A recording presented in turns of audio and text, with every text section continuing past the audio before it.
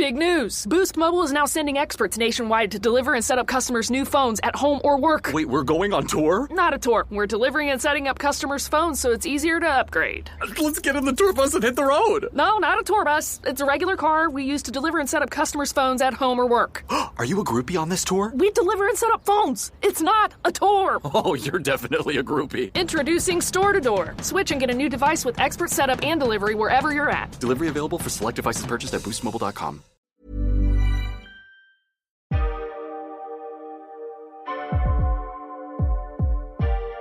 Welcome to Black and Gay Back in the Day. We're bringing to life the archive of images of Black LGBTQ+ life in Britain from the 1970s to the early noughties.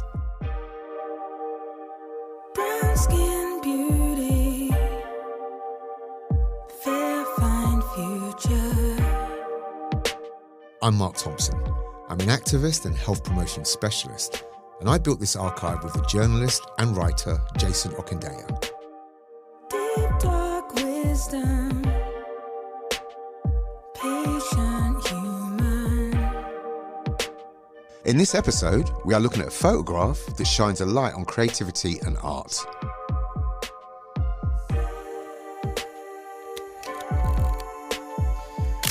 A black and white photograph shows a man standing leaning on a piano with his left arm.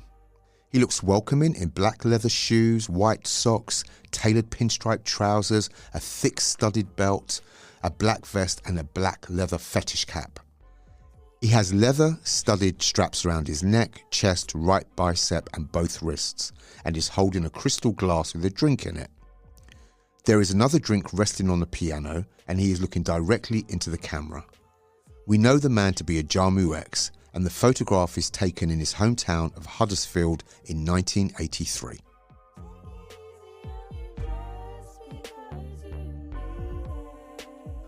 Our ways of expressing ourselves are so often linked to our identity as people and influenced by who we are and what is happening in the world around us. In this episode, multidisciplinary artist Jacob V. Joyce is taking the reins as they guide us through amplifying our histories whilst nourishing new queer and anti-colonial narratives today.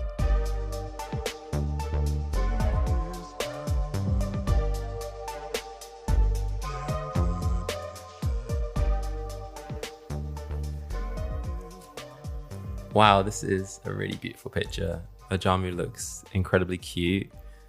I love the African fans behind him, the little hanging plant, the fact that he's not just wearing kind of leather and spikes and, you know, a studded belt and studded hat, but there's also a really palpable softness in the image as well, in his eyes and his expression.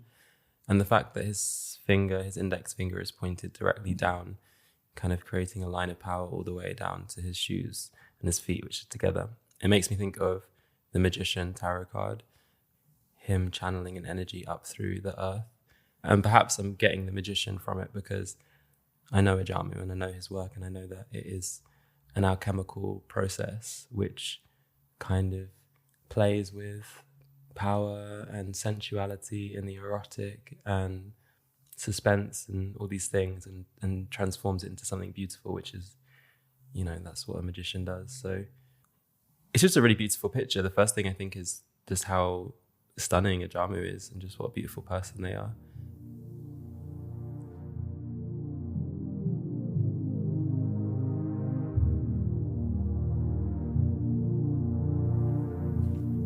My name is Jacob V. Joyce. I am an artist and a researcher looking into the histories of Black arts education. My work is very queer and very anti-colonial.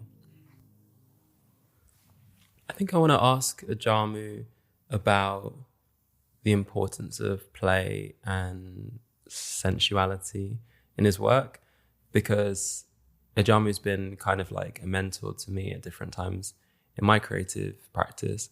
And one of the questions that he has asked to me about my work is, where is the sensuality? Because I'm an artist who makes anti-colonial, queer, political work.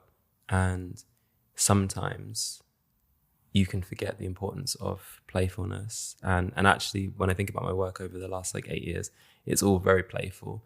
And I try to kind of keep that sensuality at the forefront. And I think that's definitely been encouraged by Ajamu. So I kind of want to flip that back on its head and ask him what the importance of play and sensuality is in his work.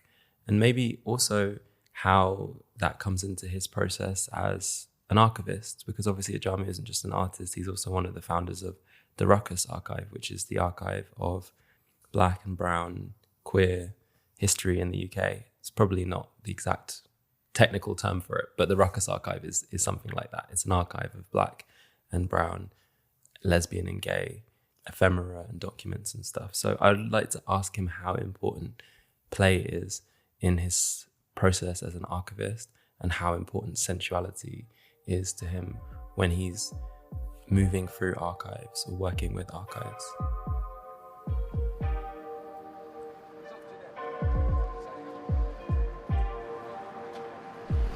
So we're standing outside 198 Gallery on Railton Road. We're about to go in and speak to Ajamu, right by the mural which I painted with Rad Mural Cooperative in 2021, which features Olive Morris and Pearl Alcott and Rotimi Fane-Kodi and lots of other Black history, some of them queer, some of them just radical.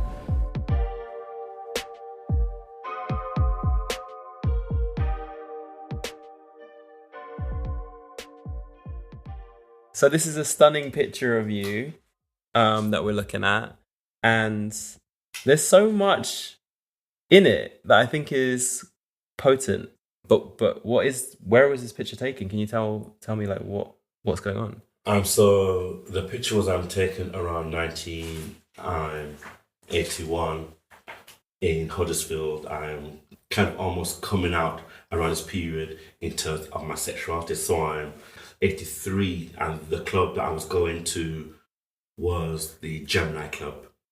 I'm mainly white men, very few Black men, and the dress code was like jeans, white t-shirts, and the music around this time was like groups like the Boys Town Gang. My group that I was kind of obsessed by was Soft Cell and Marc and Mambas, punks and rockers or whatever. That's what I was just playing around with in terms of my dress sense. And I'm coming from a very small town. They had very fixed ideas around masculinity and gender and race. And so basically I then wasn't one of those Black guys who looked or acted in a certain way, because I was just dressing up, working things through my dress sense. Mm-hmm. Yeah. And the magazines then I was then reading was more your alternative fashion lifestyle magazines that then came out of London. So then I was just working things through my dress sense. And then my musical tastes then and now is still extremely diverse as well. So I could then be... I mean, I noticed as well that there's some like African fans on the wall behind you. Yeah, so the image then was taken in the house of a photographer friend, Keith Hardy. So basically what we see is these interesting kind of juxtapositions around what I'm wearing, and then some of the objects on the wall. And for me, I kind of wanted them to present almost a very soft image around Black masculinity or the Black body, is because then the actual kind of things I'm wearing are also culturally loaded, politically loaded, in terms of like S&M and Virgin on Kingston. And once again, I'm just playing around with all of that stuff. I guess in a kind of a naive kind of a way, and then decades later, all these things then surface in terms of my work. It's because then I then now have a language to articulate some of the ideas, all the things I was more feeling at that point. That makes sense. I mean, you say it's naive, but it does look very kind of like intentional. And I'm interested to know, do you, at this period of time, so you said it was 1983, and you're quite young in the picture, but like, would you at this time have called yourself an artist, or was it more that your dress sense and your kind of your music and your political leanings were where the creativity was manifesting, or were you? I kind of knew from then on I wanted to be creative. And then my idea of an artist was a painter, right? Yeah. And so actually, photography was kind of my route into kind of being creative, Right. and so that's how that journey kind of started. I kind of was one of these kids. If something was kind of right now, whether it was post-punk, new wave or whatever, I was in it. To music, I was in it. And then I kind of would walk around as if I've always been in it and the first. So then, and that was my kind of way that I was in town. And so my family never says, you know, don't dress like that or you can't. So then that's why I kind of have this attitude even now. It's because those who've been in my corner when I was just working things through, I've always been there. Even now when I'm clear about certain things, they're still there. So then, more so than everything else, is my family, I think, has grounded me to be who I think I could be. That makes sense. Yeah, I think that's not to be underestimated.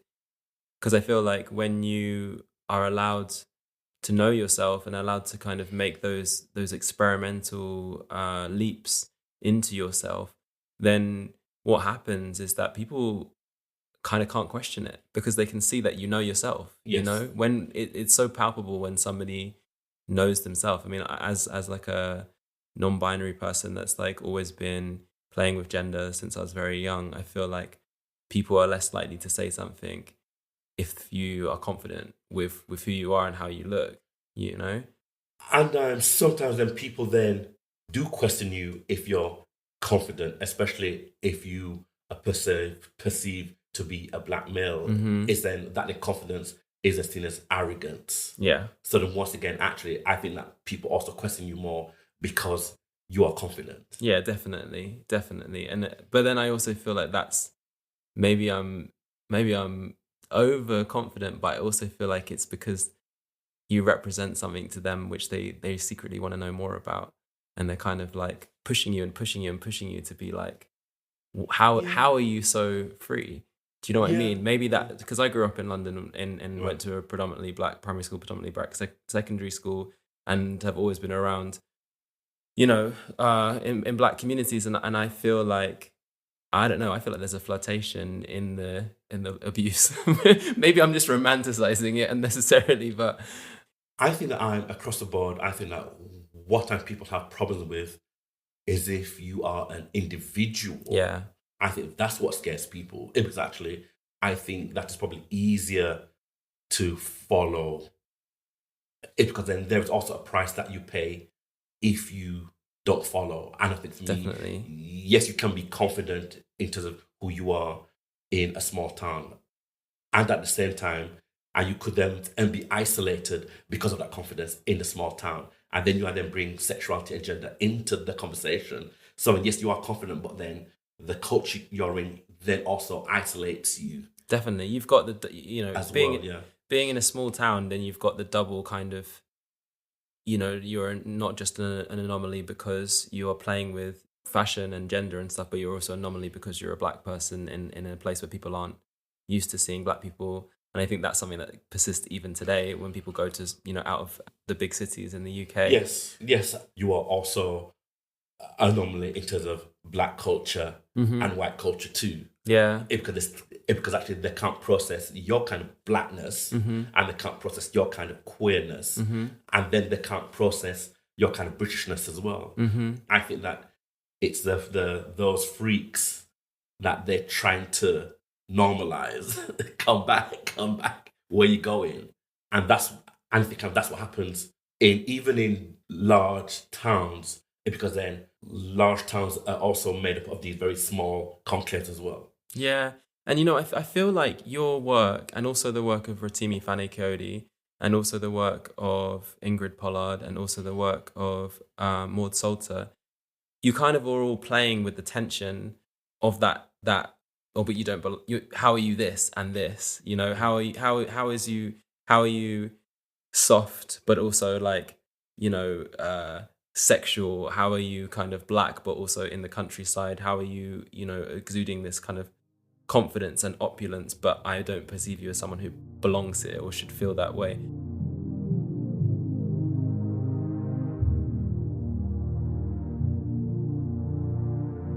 Could you talk a bit about the journey, like from this person in this photo who you wouldn't call an artist to you becoming an artist, and not just an artist, but also like a kind of, an archivist and a really successful artist that means a lot to a lot of people? Oh, that's a big question. There've been multiple journeys, but I think for me, there's certain key moments. A key moment was learning photography. In 1987, I went to Leeds Kingston College, and the September there was an event that was run by Maud Salter. Mm-hmm. David A. Bailey was doing a talk around Black photography. That was the September, and Maud was just awesome. I have to admit that I was afraid of Maud. Why are you afraid of her? It's because Maud was just formidable. Right. It was just this presence. And I'm like, it is that presence and that confidence. And Maud was stunning, but there was a clarity that she had about who she was. And then I was not that confident then. Mm-hmm. So then I was intimidated by Maud Salter. Were you also empowered to see like a Black queer artist with yes, that level of confidence? Definitely. And then the October, two things happened that was seminal. There was a small portfolio in Gay Times of Timmy's work. Mm-hmm. So then this and then was the first time I'm seeing a Black queer artist who's doing work around nudes. Which publication was Rotimi's work in? Gay Times. In the Gay Times, okay. And so that was October. And then October then also was then the first National Black Gay Men's Conference that I came to from Leeds, because I was in Leeds then. So these things were just like happening. And this then was the first time then that I was able then to put race and sexuality in the same space. Right. Until then, they were just kind of separate. Right. And then by the January 88, I had dropped out of college. And during my time at Leeds Kingston College, I was having tensions with my lecturer. And so his thing was around technique. And then I had this vague idea that photography had to do something. It should be political or cultural, but it can change lives. And so that's what I was thinking. Oh, thank God. So that came from one of your teachers? No. That was the tension I was having with one of my lecturers. And then the head says, okay, I think that you should leave Kingston College and then follow this thing that you think photography is. So you were the one who were pushing it to be something political? Well, I just had this idea that it had to do something. 100%. Right, yeah, right. no. Yeah, so basically we're talking, I'm just exploring photography. Right. It's 87. It's still way ahead of what I then did years later. And then key was then Andy Winterburn, who was in the head, gave me two books. Roland Barthes' Cameron Cider, mm-hmm. and Franz Fanon, Black Skin, White Mouse. Wow. And I'm like, well, thank you very much, but this means nothing, basically. Right. And then I'm in London, and then years later, I'm like, yeah, okay. I still haven't read either of those books, but I've dipped into them. Yeah. I know that they are important. Yeah, so basically, years later, I'm like, that's what he was telling me, that actually you're onto something. Mm-hmm. And then I think then about 1992, 93, I then went back up to Leeds to say hi, how you doing or whatever.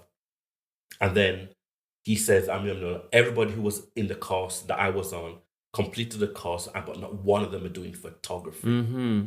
I'm like, this is interesting. Mm-hmm. So once again, that hunch that I had then is what's carried me through that photography has got to do something in the world. Mm-hmm. And then from there then brought race and sexuality and gender. And then I also lived in Brixton Housing Co-op, living with Sonia Boyce, and then there's Dergar Richards and Timmy, and then these artists, activists coming through the house that we lived in as well. That's then how the ideas they started to try and brew, and then just carving out my kind of space. That's so interesting. In this art world. I love that kind of it was art cultivated or nourished this thing in you of no, it needs to be political. It needs to be against, I guess I feel like it's implied from what you're saying, against oppression. Like it needs to be maybe not just against, actually, because your work is never just against. It's also doing more than just like... I'm actually kind of not necessarily against. I think I'm more concerned about what I'm for. Because I think that's far more empowering for me as an artist. I try not to get into this binary framework around these ideas and issues and so on. I think for me, photography for me is about presenting a particular kind of worldview, right? Yeah. Mm-hmm. And that worldview is at one point my worldview. Yeah. And at the same time, it still speaks to lots of other people as well. And so actually, photography has always been the medium for me to work through a whole range of kind of ideas. Mm-hmm.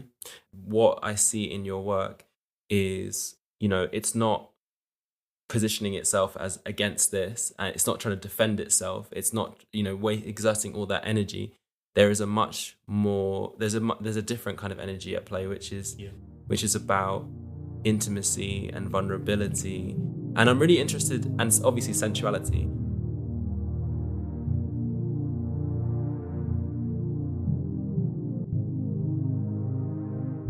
So you founded the Ruckus Archive with Topher Campbell. Yes. Can you tell us what the Ruckus Archive is?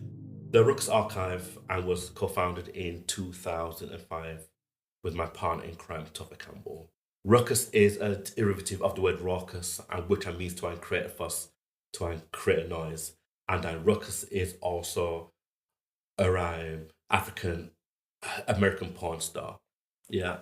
And the archive I'm kind of started is because myself and Topher just wanted to have a different conversation that brought in cultural production and Black queer culture production in the context of the UK. Yeah. A lot of conversations start from a victim-based narrative. And so I'm saying, while we are having these bad experiences, culturally, politically, whatever, we've also been creating work as well. Mm-hmm. Yeah.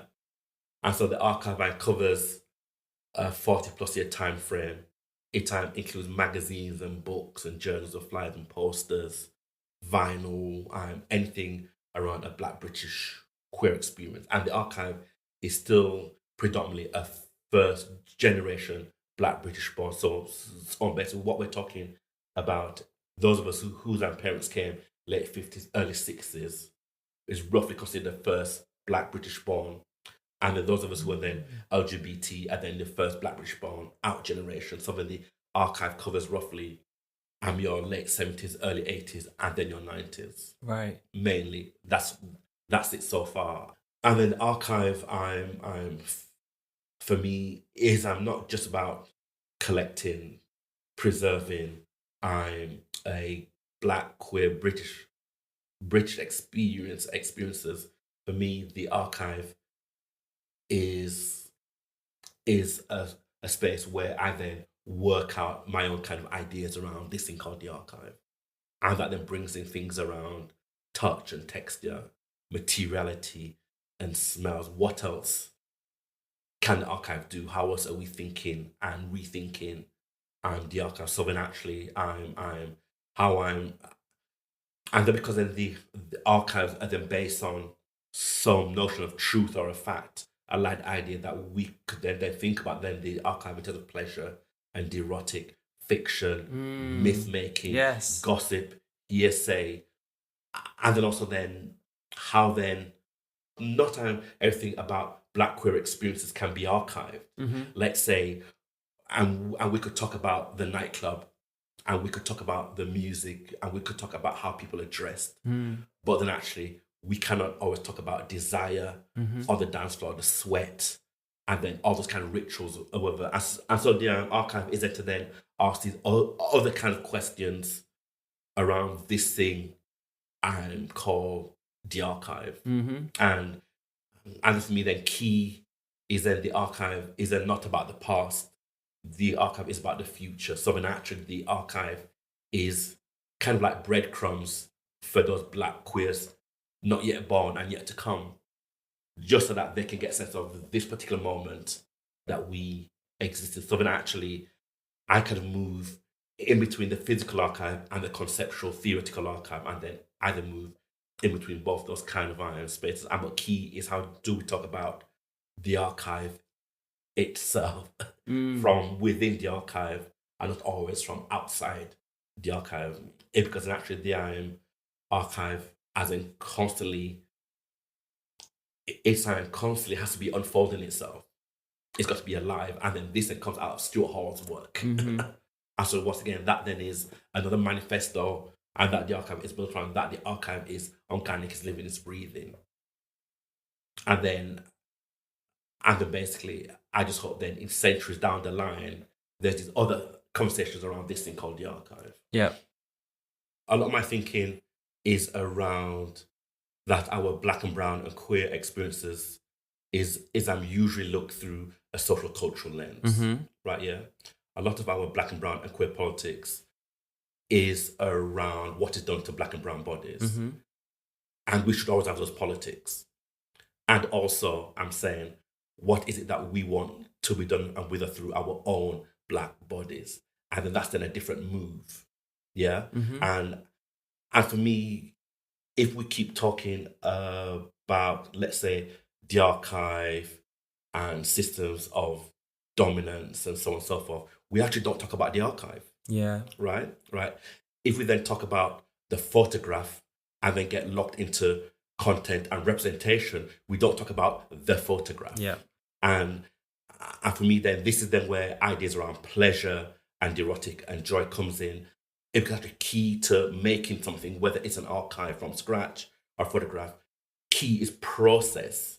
And that means that actually, if I then touch the flyer from the first National Only Black Gay Men's Conference, the flyer also touches me. And that means that we have to then have a different conversation about the archive. Right, yeah. It was basically actually, and for me then, if the archives are then placed to hold memories of some shape or some form, right, yeah, I would argue then that the Black queer body is the archive. Because actually our bodies also hold memories. And for me then, there is something, for me, that's frustrating, is when most of the conversations around social justice work excludes pleasure, excludes joy, excludes the erotic. Yeah. And then why is that, right? And then why then is people doing work around social justice work, right? Yeah, who are then Black and queer, don't talk about pleasure and the erotic. Yeah. So then what kind of queer are we then talking about? A desexual queer? Yeah. And then actually a lot of queer politics don't talk about sex anyway. Right. And I'm saying, why is this happening? Yeah, and it's not arbitrary. It's set up for a reason. You know, it's like Toni Morrison saying the function of racism is to waste your time. It's like the more that you kind of position yourself against something, the more than that thing then defines you and defines who you are and what you are. And then it's like, hang on, what about the person and the people that we could be if we were allowed to stop thinking about the archive, the institution, the dominant power structure, and instead think about what it feels to be touched and to be seen as beautiful and to be seen as powerful and to be felt as someone who belongs and all of these things. And yeah, you're right. Those are denied for us by those discourses. Yeah.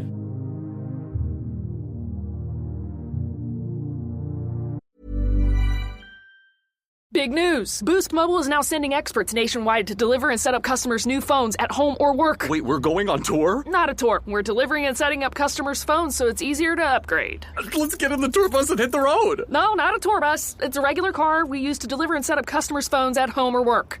Are you a groupie on this tour? We deliver and set up phones. It's not a tour. Oh, you're definitely a groupie. Introducing Store to Door. Switch and get a new device with expert setup and delivery wherever you're at. Delivery available for select devices purchased at boostmobile.com. Hi, it's Matt here from P1 with Matt and Tommy, and this episode is sponsored by eBay. Ever tried to buy a car online and end up in a parking lot with a stranger, a paper title, and some blind trust? With Secure Purchase on eBay, you don't have to. Secure Purchase means sellers and titles are verified. Financing covered. Registration handled. Delivery, get your ride, plates, and paperwork shipped to you, so you can skip the DMV and sketchy meetups. Buy your next car on eBay. eBay. Things people love. Secure Purchase is powered by Caramel Dealer Services, LLC, an eBay subsidiary.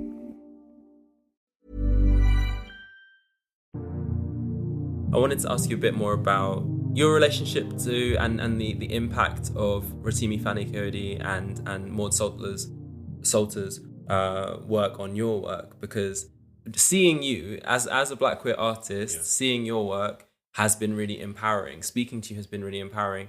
And now you are an archive that holds the feeling that came from meeting those two artists who've now passed away. Yeah. So it feels like a really good opportunity to talk about what the impact of being in a physical space with Rotimi and Maud was like. I have in my archive these out of focus portraits and topless shots I took of Rotimi.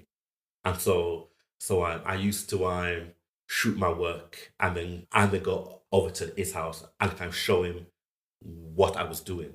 Yeah. And he was very supportive, and I was then able to see the books that he had on Yoruba culture, Renaissance art, surrealism, and then just talk about what he was drawing from as well. And so through him, I then joined the Brixton Artists Collective, which I then joined in 1989, 1990. And so he was just pivotal, I think, to that scene of Black queer photographer doing work around the Black male body, and then also then being aware of the challenges that he was going through, in terms of then not then being having access to shows and blah blah blah. And so then once again I was privy to his challenges around doing sexual work, and that was Timmy. Who was a fine ass, tall brother walking in Brixton with his dreadlocked, round glasses, white shirt, leather trousers in Brixton. Nice. Just with this confidence, So he was hot.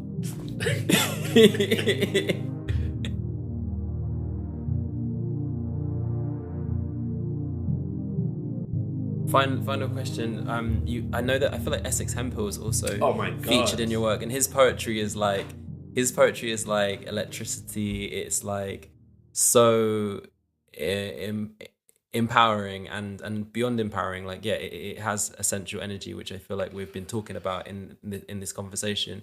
Did you met him, right? Yes. So basically, Essex was one of my loves. So I was working at the Black Art Gallery when he was doing his tour, the Identities tour. And his last gig in London was March the 24th, 1992. And myself and Doug, our Richards, went to pick up Essex from the airport. Cool. And so his first gig in Brixton that night was in Bernie's Grove. And so he's on the stage talking. I'm in the back. He's staring at me. And I'm like, why is Essex Hemphill staring at me? Yeah. Because you're hot. I mean, look at this picture. He's staring at me. And so basically I then went around with him to various gigs. And then my first trip to the States was in July 1992 to see Essex.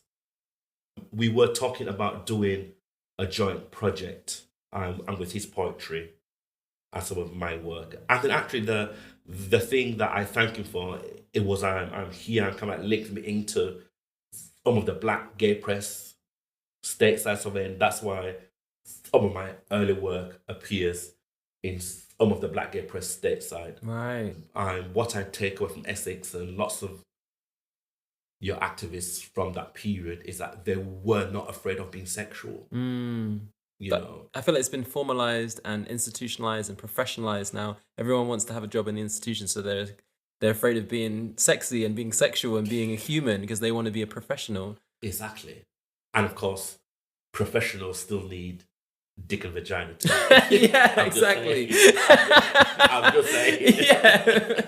Yeah, you don't become like a robot, like a desexualized robot, because you've got a job in the institution, No, and yet this. And the best thing, I think that you probably need it more Yeah, It's because you're in the institution. But exactly. That's just my You need to be philosophy. replenished somehow. You need to be replenished. Audre Lorde was right. You need to be replenished. Exactly. Yeah.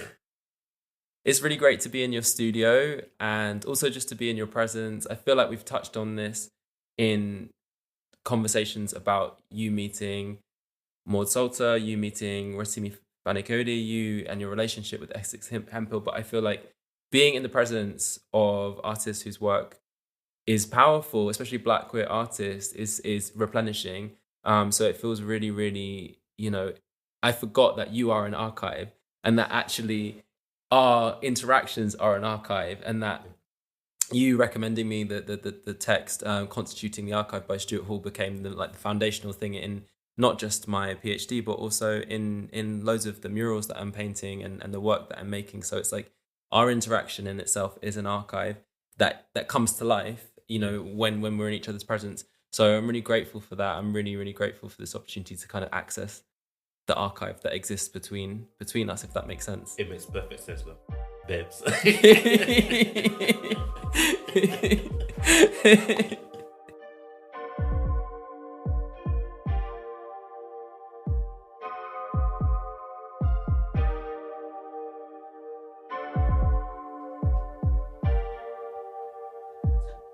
Hey Jacob, how you doing? I'm good, thanks. You just come from seeing Ajamu, right?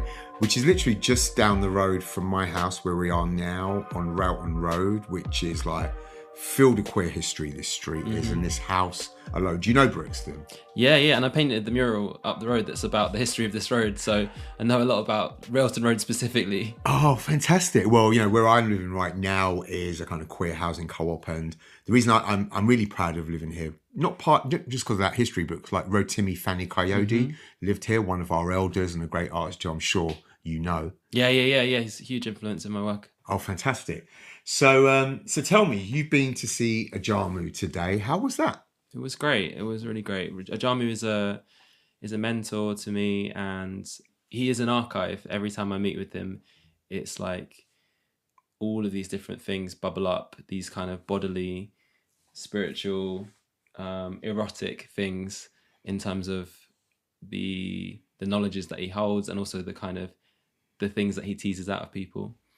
I mean, Ajamu is great at doing that, isn't he? Every time I bump into Ajamu on this road, which is usually 2 or 3 times a week, I can guarantee the word archive will be in our conversation.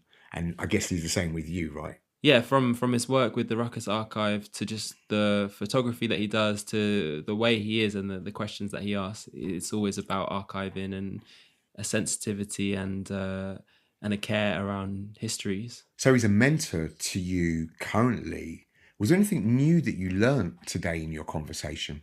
Yeah, so much. There was so much that I learned today from talking to Ajamu, but I think that a lot of it it's more of a set of questions that he's planted in my head again around what happens when Black queer people meet and what kind of power we're able to cultivate between us, and what kind of dialogues have we been denied, and how do we not end up speaking about the institution or the archive or oppression, but instead find out what makes the other person feel good. What is the sensual relationship, what is the joyous, pleasurable relationship that exists between us as Black queer people, because that often gets left out of the conversation. We're often expected to exist as non-sexual beings, especially in the professional capacity of like the institution and academia and in the art world. So it's just a kind of reminder to be comfortable in my body, and a reminder to kind of facilitate space for other people to exist as sexual beings, as people who are capable and deserving of touch and pleasure and joy and dick and vagina, as Ajamu said, that we all need, I mean, Ajamu, I've worked with Ajamu a lot over the years on lots of different projects, and I work in sexual health and health promotion. And Ajamu is always telling me, where is the pleasure in your work? Where is the joy in your work? How do you demonstrate the joy and pleasure in your work? And how has Ajamu maybe influenced you to do that? It's so funny that you said that, because he said the same thing to me, and it's one of the things I spoke about. That question of where is the pleasure and where is the joy. So for me, I think as an artist who makes work about Black history and queer history, specifically Black queer history and anti-colonial history in general, I always now try to make sure that there is an element of joy in the work. Because for me, the act of painting or doing illustration or writing poetry is joyful. But unfortunately, the way that people have been remembered, specifically like a lot of Black women are remembered because they were martyrs, because they died fighting, the British Empire or the Spanish Empire or the French Empire. And I think that there is so much history which is so dark and so upsetting, and you want to remember those people, but you also don't want the work to only be about that. So Afrofuturism is a big part of my work and has been over the last 7 years. And I feel like Ajamu's been part of the force which has pushed me in that direction, because fantasy and the imagination are ways that histories which are very disturbing can be imbued with joy and with pleasure. So the poetry that I've been writing over the last year in my new book, which is called Bad Drawings of Paradise, and the murals and the comics and artworks that I've been making, they always have an element of science fiction, of futurity. And if there's no joy to be had, then I have to put some joy in there, because we've been denied joy so much. So I feel like that really comes from Ajamu and him asking me that same question. Where is the joy? Where's the sensuality? Okay, yes, we need to know about these histories, but also where's the joy? So it makes me so happy to hear that he's asking you that, and you're thinking about that in terms of sexual health as well. Because we've all been denied joy. We've all been denied sensuality, and nothing is sustainable without joy, and nothing is sustainable without sensuality. I mean, I totally agree with you, and I'm constantly striving to put more of that in my work and to be alert to it. So the picture that was taken that we're looking back on is almost 40 years ago now. When I look around the world we occupy, I see so many more Ajamus now. I see so many more people owning and being their authentic selves and stepping out into the world. Do you see that? And what do you think has changed in those 30 odd years? I think that there's many things which have changed. I think that Black queer people are always at the forefront of culture, especially people in the diaspora, because when you don't have access, when you've been displaced from a big, well-grounded, historical well of cultural identity, when you've been displaced from that by 500 years of slavery and imperialism, or heteropatriarchy that's telling you you're not allowed to be the person you are, then you have to reinvent yourself. You have to decide, okay, well, I can't be this and I can't be that. So what am I going to be? I have to figure it out. So I think people like Ajamu are always at the forefront, because, and queer people of color and queer Black diasporic people in general, because, yeah, we have to decide who we are for ourselves, because often we don't have people showing us how to do it. Of course, we always have done, and there always have been Black queer people. They've just not been given the same kind of space or given the same kind of respect or seen as being people that we should aspire to be like. I think that is 100% changing now. I think people like Lil Nas X. I did a residency at the Tate Modern a few years ago, and which is a schools residency. So there's lots of schools coming in, and seeing like tons of kids dancing to Lil Nas X, an out Black gay man, seeing a whole school class of predominantly Black children screaming the words of like an out Black gay man. That feels radical to me. And like, I definitely didn't have that when I was at school, not even a teenager, let alone in primary school. So I'm hoping that things are actually changing, and that we don't have to feel this responsibility, this burden of representation on our shoulders, that we have to kind of be examples, because I feel like now there are so many examples of Black queerness in all of its different ways. Ajamu has always existed outside of the institution, outside of academia to some extent. He's marched his own path, and as he's got older, his work has allowed him to do that. Where do you think we sit now as Black queer folk within the institution, within academia? I think that hopefully people like Ajamu, who dropped out of university and now he's doing a PhD and now he's a lecturer and stuff, but also he dropped out, which the same as Stuart Hall also didn't finish his PhD. And I think that hopefully people like Ajamu will remind us that the institution is not the only way to become the people that we want to become. And I have a degree of hopefulness about the level of disillusionment that I see in young people today, because I think it's not very I don't think it's the institution is not going to save us, basically. And I think that it's a lie and it's a trick that we've been indoctrinated to think that everything will be fine if we can just get a comfortable job within the institution. And one of the things that Ajamu mentioned is the way that professionalization takes away our capacity to be sexual beings. It takes away our capacity to be problematic and experiment, because, you know, we all have to make mistakes. We all have to do something that we shouldn't do to figure out who we are. But if we're too busy trying to assimilate into the institution so we can get a seat at the table, which was built from our exploitation and has never been really about serving us or making us feel happy, then we lose a part of ourselves. So I think two things can exist at the same time. Yes, we should be comfortable in the institution. We deserve a space and we deserve a claim to all of these institutions, you know, just because we are here, to quote Rihanna Jade Parker, who once said that we deserve a space in these institutions just because we're here. That's it. We don't have to defend that.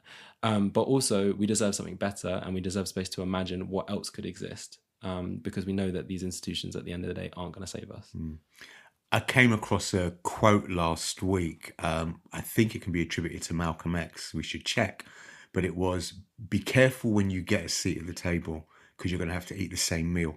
Yeah, exactly. And maybe we don't want to eat that food. You know, I did a workshop responding to Labena Hamid's work with primary school kids in Peckham. And Labena Hamid's piece, We Will Be, is a picture of a woman with her arms folded, giving side eye, and her dress is covered in pictures of English food with the word no, no, no, no, no crossed out. And the kids were like, we think that this is her saying that she doesn't like bland food. Maybe she wants something else. And that piece also says on it, which the kids read out at the top of their voices, we will be who we want, where we want, and the time is now, and the place is here, here, here, here, here, now, now, now, now.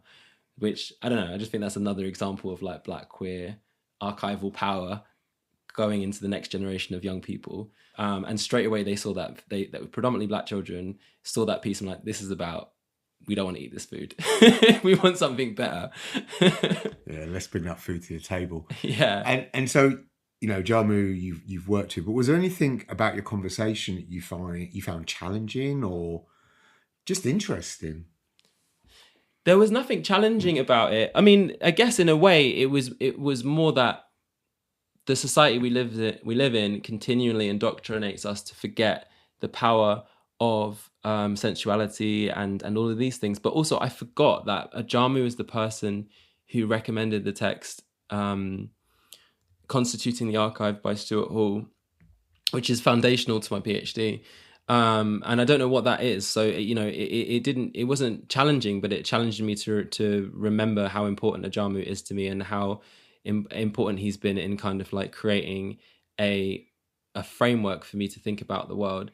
And I don't know why I'd forgot that it was him who told me about that text. And I'm definitely going to be trying to connect with him more, to talk to him and kind of utilize the well of information that he has.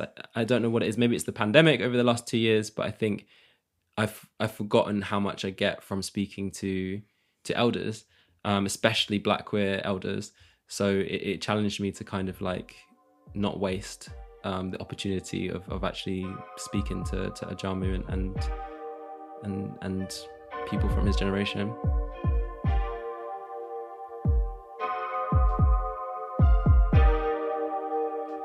Brown skin beauty, fair fine future.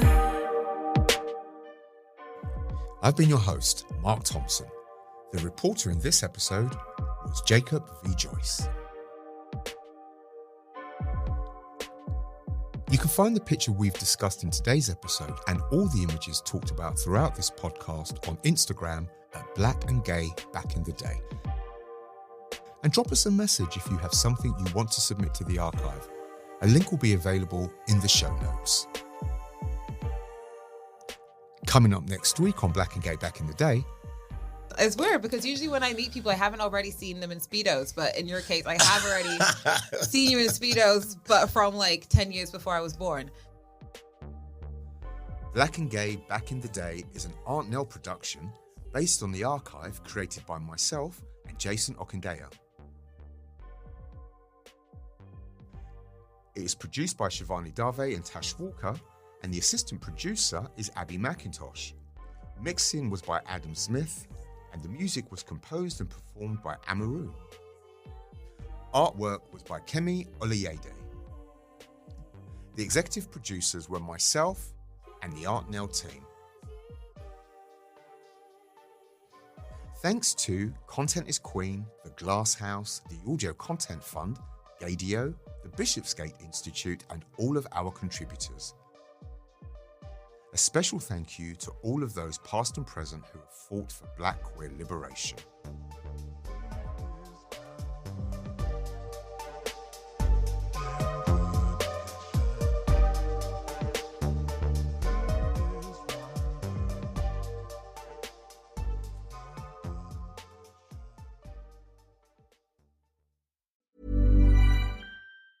Dreaming of getting the all-new iPhone 17 Pro designed to be the most powerful iPhone ever? Then stay in bed and let a Boost Mobile expert deliver and set it up for you. Oh, actually, they will have to get up and open the door. Oh, right. Delivery available for select devices purchased at boostmobile.com. Terms apply.